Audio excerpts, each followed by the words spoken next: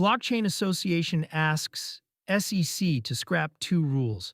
Blocking tokenization. The Blockchain Association has filed a comment letter urging the Securities and Exchange Commission to rescind two long-standing market structure rules, arguing they were written for an equities market that predates tokenized assets.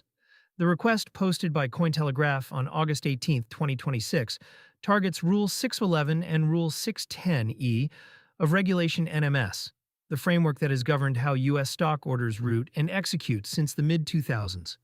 The pitch is narrow but pointed.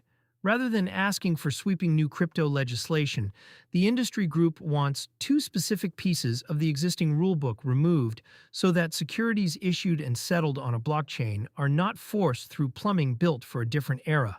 The two rules on the chopping block, Rule 611, often called the Order Protection Rule or Trade-Through Rule, requires that an order be routed to whichever venue is displaying the best available price. It was designed to stop one exchange from executing a trade at a worse price when a better quote existed somewhere else. Rule 610E caps the access fees a trading venue can charge to reach those protected quotes. Both rules assume a specific market shape.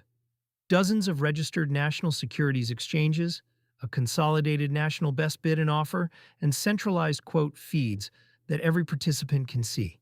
That structure works for shares of a listed company changing hands on NASDAQ or the NYSE. It fits awkwardly with a tokenized security that lives on a public ledger, where settlement is near instant, and the concept of a single protected quote across fragmented venues does not map cleanly onto how blockchains actually clear trades.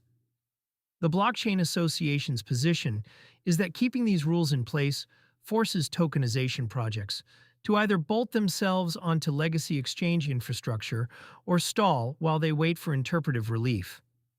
Removing the two rules, the group argues, clears a path for on-chain markets to develop their own price discovery without violating requirements that assume off-chain intermediaries. The venue and framing behind the filing, the letter lands in the middle of a broader push to reconcile U.S. securities law with tokenized assets. The SEC has been weighing an exemption that would give tokenization projects room to operate, and that relief has slipped more than once. We covered the most recent delay in the SEC's tokenization exemption slipping again, where the timing got tangled up with negotiations over the Clarity Act. Comment letters like this one are a routine part of rulemaking, and submitting one does not obligate the SEC to act. What gives this filing weight is the venue and the framing. The Blockchain Association is not asking for an exception carved out for crypto.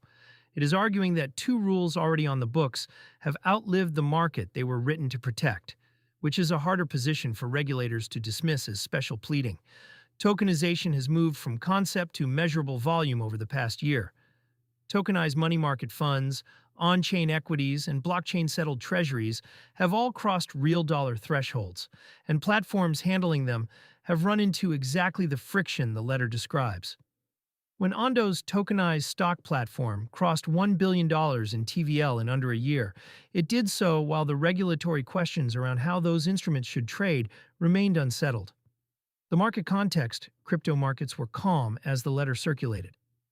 As of August 18, 2026, Bitcoin traded at $64,053, up 1.0% over 24 hours, while Ether sat at 193 source, down 0.6%.